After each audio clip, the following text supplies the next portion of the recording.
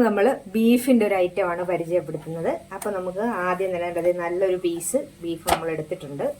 ഇത് നമുക്ക് ചെറിയ കഷ്ണങ്ങളാക്കി അരിഞ്ഞെടുക്കാം.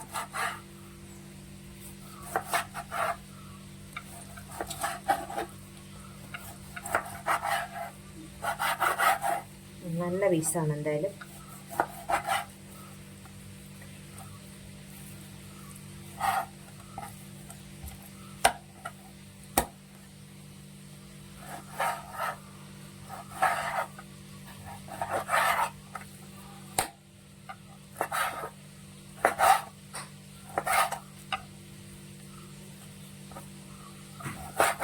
നമുക്ക് ബീഫ് മുഴുവൻ ഒന്ന് അരിഞ്ഞെടുക്കാം. ബീഫ് മുഴുവൻ നമ്മൾ അരിഞ്ഞെടുത്തിട്ടുണ്ട്. ഇനി ഇത് നമുക്ക് കഴുകി വൃത്തിയാക്കി എടുക്കാം. ബീഫ് നമ്മൾ നന്നായിട്ട് കഴുകി വൃത്തിയാക്കി നമ്മളിതേ കുക്കറിൽ ഇട്ടിട്ടുണ്ട്. ഇനി ഇതിലേക്ക് നമ്മൾ ഇടുന്നത് നമ്മളൊരു 3 സവാളയോളം അരിഞ്ഞെടുത്തിട്ടുണ്ട്. സവാളയോ ചെറിയുള്ളിയോ എടുക്കണം. അതുപോലെ തന്നെ ഒരു 3 തണ്ട് പച്ചക്കുരുമുളക്, അതുപോലെ തന്നെ പച്ചമുളക്, ഒരു തക്കാളി, ഇഞ്ചി, വെളുത്തുള്ളി ഇത്രയും കൂടി ഇട്ട് നമ്മൾ ഇതൊന്ന് വേവിച്ചെടുക്കാൻ പോവുകയാണ്.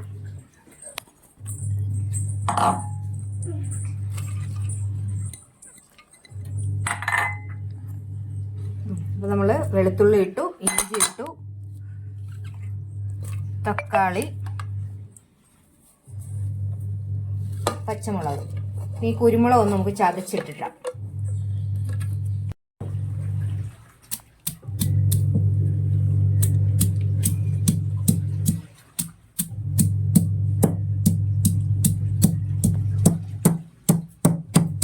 ഇനി ഇതിലേക്ക് നമുക്ക് ആവശ്യത്തിനുള്ള ഉപ്പ് ഇട്ട് കൊടുക്കാം. അതുപോലെ തന്നെ മഞ്ഞൾപ്പൊടി 1 സ്പൂണ്,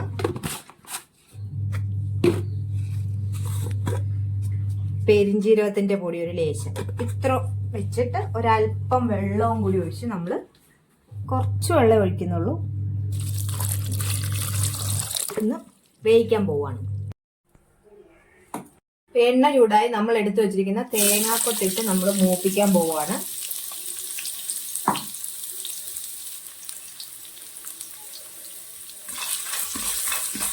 നല്ലവണ്ണം നമ്മൾ തേങ്ങാക്കൊത്തൊന്ന് മൂപ്പിച്ചെടുക്കണം. നല്ല ഗോൾഡൻ ബ്രൗൺ ആവുന്നത് വരെ നന്നായിട്ട് വഴറ്റണം.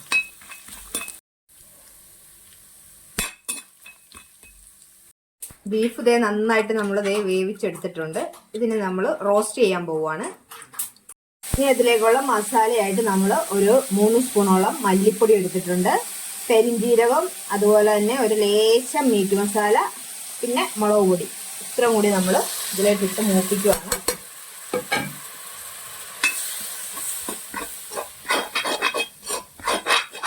ആദ്യം നല്ലവണ്ണം നമ്മൾ ഈ മസാലയൊന്ന് മൂപ്പിച്ചെടുക്കുകയാണ്.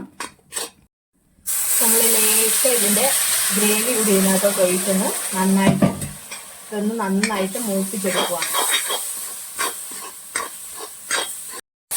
ഈ വേവിച്ച് വെച്ചിരിക്കുന്ന ബീഫ് ഇതിനകത്തോട്ട് ചേർത്ത് കൊടുക്കാം.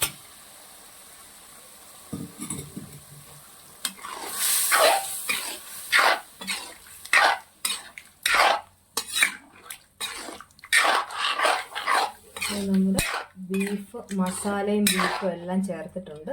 ഇനി ഇത് നന്നായിട്ടൊന്ന് പറ്റി വരട്ടെ. നമുക്ക് ഉപ്പ്. അപ്പോൾ നമ്മുടെ റോസ്റ്റ് ഇവിടെ റെഡി ആയിട്ടുണ്ട്. വേണ്ട, നല്ല പൊറോട്ടയ്ക്കും ചപ്പാത്തിക്കും എല്ലാം കഴിക്കാൻ പറ്റിയതാണ്. നല്ല അടിപൊളി ടേസ്റ്റാണ്. അപ്പോൾ എല്ലാവരും ഒന്ന് ട്രൈ ചെയ്ത് നോക്കൂ.